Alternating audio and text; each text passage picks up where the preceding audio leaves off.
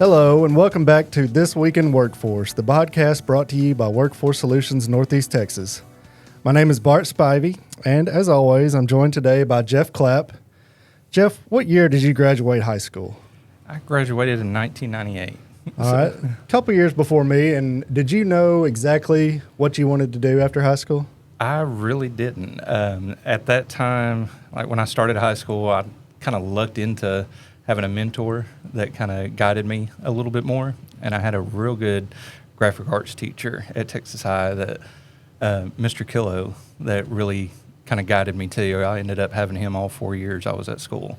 So between the two, they kind of guided me, but I never had any like official person or anything. Right, and I think most students are in that boat, right? There's a few outliers that probably know exactly what they're going to do and how to get there, but most of us, myself included, needed a little help along the way, needed some information, some guidance, whether that was to go to work or go on to college.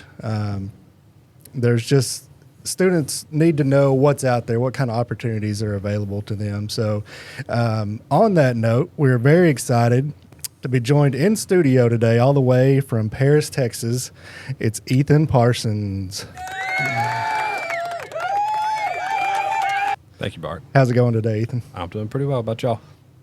Good. I'm glad we were able to coordinate this where you would be in town and we could get this going.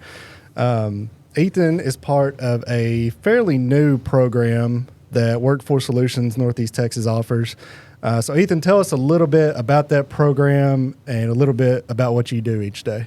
So I'm actually what we call a workforce, career, and education outreach specialist, which is really wordy, so we just call it outreach specialist. But what I do is I work with local schools. Got a handful that allow me to come onto campus periodically and speak with high schoolers, mostly seniors, about college and career readiness, career exploration, labor market info, college applications, that sort of thing.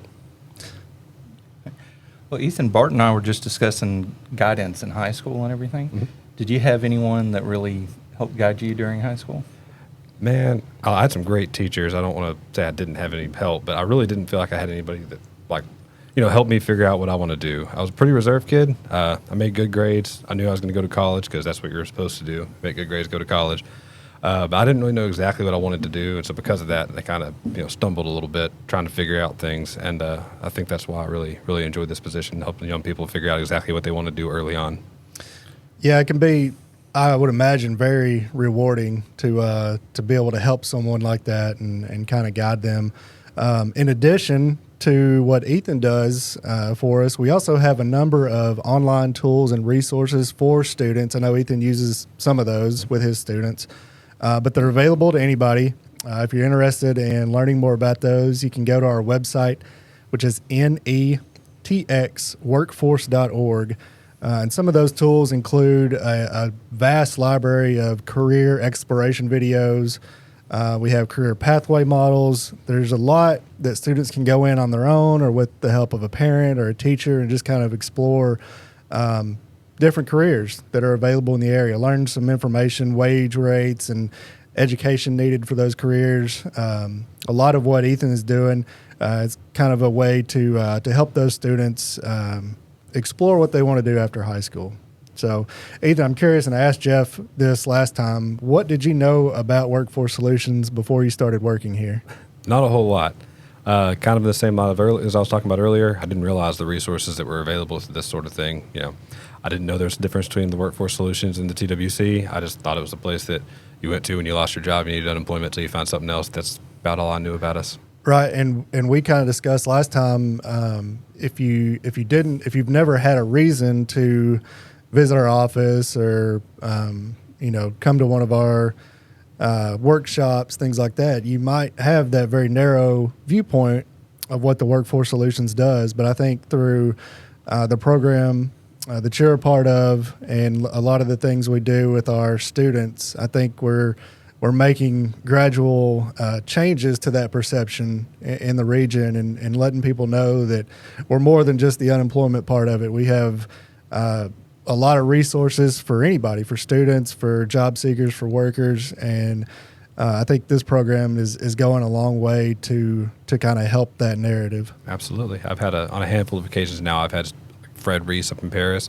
contact me and tell me that he's had students that are referred over to the Workforce Center that have gotten involved in some of the programs. Yeah, So I think it's that's working great too. to hear. Yeah, it would have been amazing when I was in high school to have something like this because, like Ethan said, I knew college was a pathway, but I had no other idea. I was working 2 jobs in high school and going to school. So Yeah, and it is important to point out that the schools do a good job of this. I mean, they've got counselors and teachers that really help students along the way. We feel that we can just supplement what they're doing, what they're already doing, and kind of support the students even more.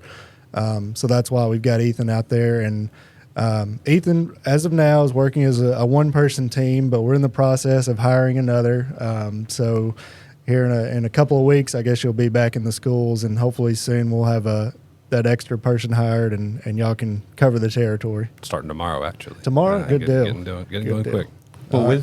with that too, what does a typical week look like for you, and where all do you go, and how many students do you typically see? So as of right now, I have 6 schools I work with on a weekly basis. Well, I guess actually 11 until we find a replacement for the next specialist. But what I do is I try to go to each school at least once a week and sit down. I would say 80% of the time would be one-on-one, like sit-downs with the students, talking about their futures. If they know what they want to do, helping them find college programs that offer that. Or financial aid, figure out they're going to pay for things. If they don't know what they want to do, we'll fill out interest profilers, we'll watch videos, start talking about things. I'll show them labor market information, just try and give them a general idea of what their life could look like if this is the path they decide to take.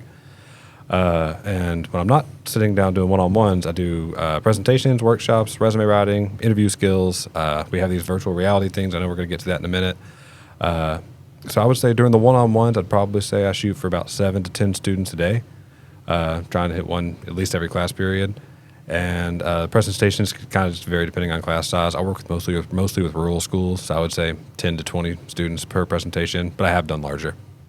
Okay, and so going back to the beginning of this program, when we kind of outlined what we wanted it to be, we had a general idea of what that would look like, but we really didn't know, because this is brand new. We didn't have anybody working directly with the schools before. We would do presentations and we would do events for where the students would come to us, but we had never sent somebody to the schools to work directly with the students. So we kind of outlined what that would be, and I'm interested because I'm not there every day.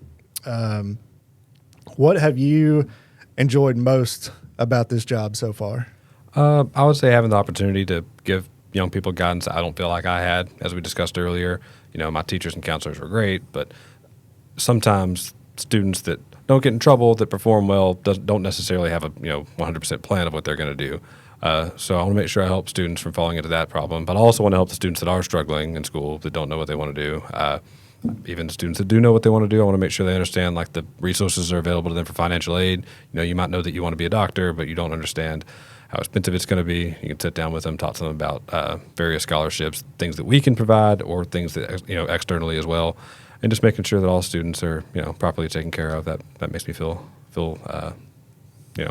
satisfied with my position. Right, and I'm interested because we obviously saw the need for something like this, and had an idea of what that would look like.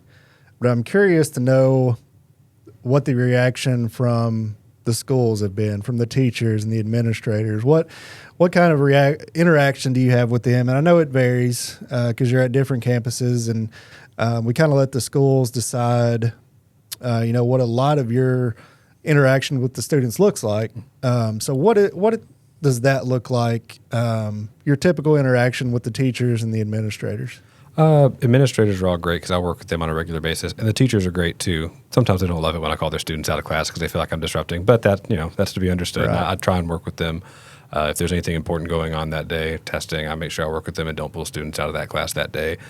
As far as actually working with them, since I'm only there once a week, it's taken a while to really feel like I fit in at the schools. But now that you're going on 2 years, going once a week, I've been there a lot of times.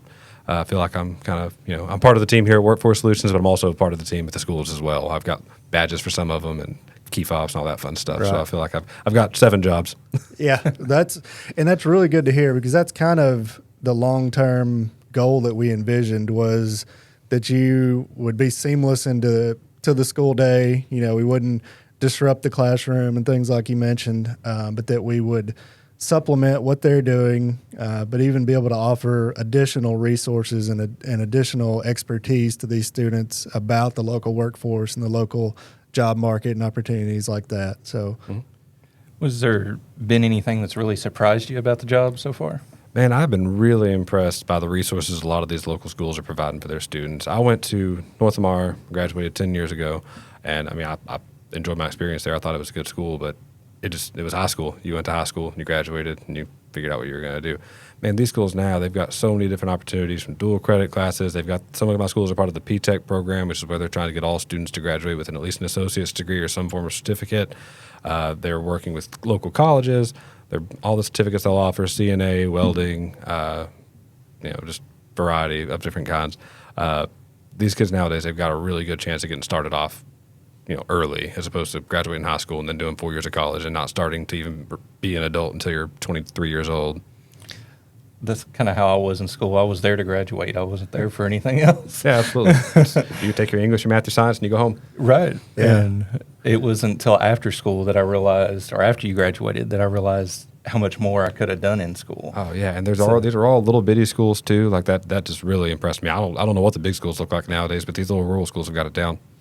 yeah, and that was when we first set out for this, we reached out to the schools that we wanted to partner with, and we selected our smallest schools for a reason. We felt like they may not have the staff or the resources that some of our larger schools do have, but it's good to hear that that they're keeping up. They're doing a lot of the things, it sounds like, that our larger schools afford to the students. It is impressive, and I've been in presentations with some of our school districts talking about the workforce-related programs they have. And I'll mention this because it's related to what we're doing now. There's a local school who has and most of them do a video production class, and it's top-notch. I mean, it's a state-of-the-art studio, and these students are really learning a skill that they can take with them after high school, whether that be to the workforce or to college. It's something that they can fall back on and know that they have what it takes to learn that all the way through, right? So it's good to know that the schools have those resources, because we don't always hear about that, right? Unless you have a kid in the school, you probably don't know. And even then, myself included, even then you don't know what all they offer. So it's good to hear from you that you're there each day, and some of the things that are going on in the schools that is really what's going to prepare the workforce for the future in this area, in the state, and the country. So that's really good to hear. So we mentioned it briefly earlier, but the hot new topic of our Workforce and Career Specialist program is our virtual reality headsets. What are these, and how do you use them in your job?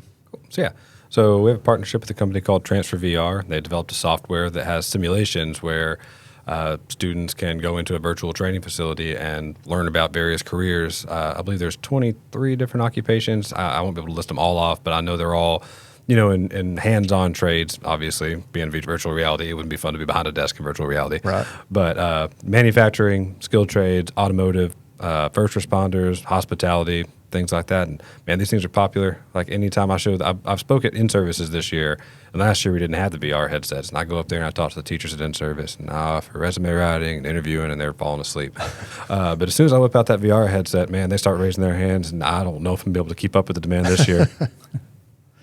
Yeah, and I've seen them. I haven't used one yet, but I have seen them in use, and they're very popular with the students too. And I think that's a really, it's really important to be able to connect with these students on their level with technology, and kind of use that to show them.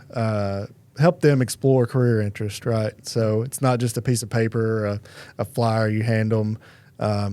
These virtual reality headsets and the software have really done a lot to help our students explore those careers. And in a way that they think is fun, right? You might trick them into, hey, you're really doing career exploration, but you're using the VR headset and it's fun. So Playing video games in class. yeah, right. That's what they want to do anyway, Yeah, right? exactly. So we put a VR headset on them and let them learn how to weld. So how long have you been doing this now? This has been my third school year.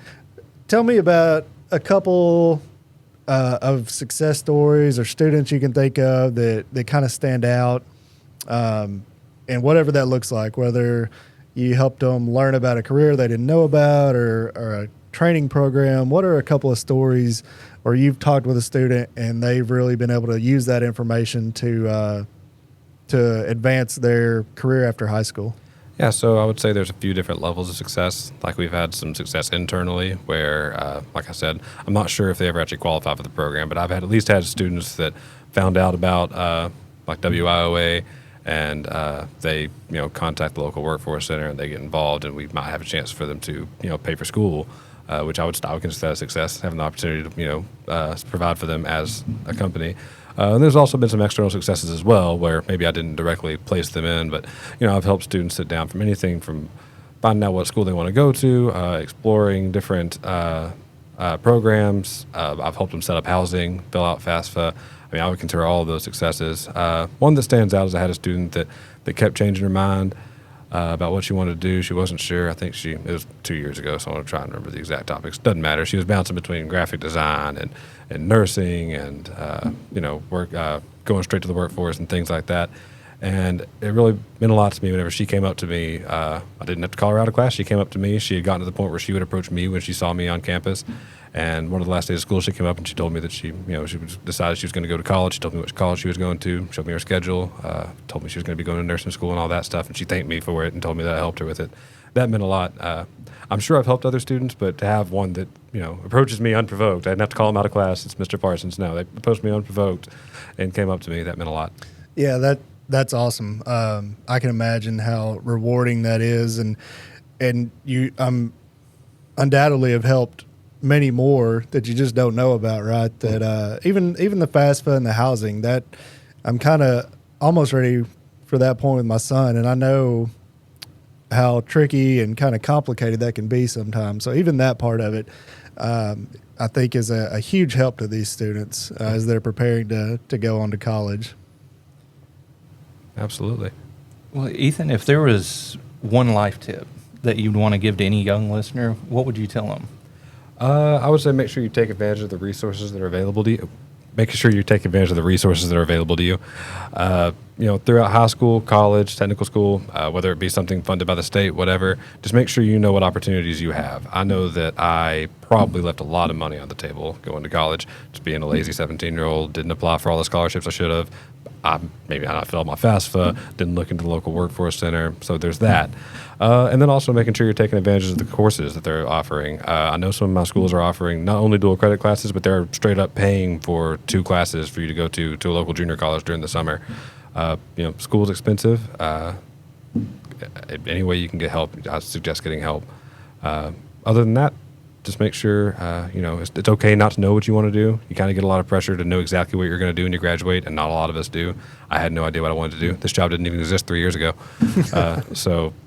Just it's okay if you don't know what you want to do. Just take your time and figure things out. Yeah, and that's a really good point. That's not something that I thought of earlier, but yeah, it's okay to not know what you want to do, right? Not every high school kid has it all figured out. Most of them don't.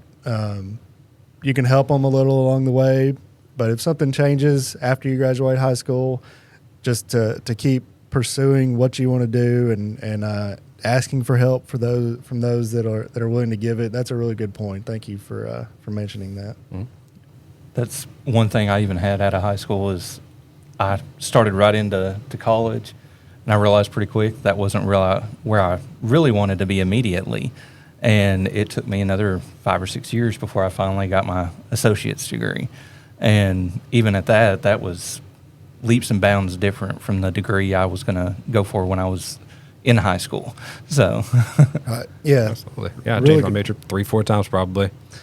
Yeah, that's a great point. You don't have to have it all figured out. And if you don't, come see Ethan because he can help you along that pathway for sure. Absolutely. All right. So thank you, Ethan, for joining us today. We'll try to have you back in a few months, find out how the new school year is going. Sounds like a plan. I'll be here. All right. So you can learn a lot more about everything we've discussed today on our website, mentioned earlier, netxworkforce.org. I'll wrap up today by saying thank you to those that are listening. Find This Week in Workforce, the podcast, on your favorite podcast platform, or watch the video version on YouTube and hit subscribe. Let us know what you think. If you've got topics you want to learn more about, let us know that too.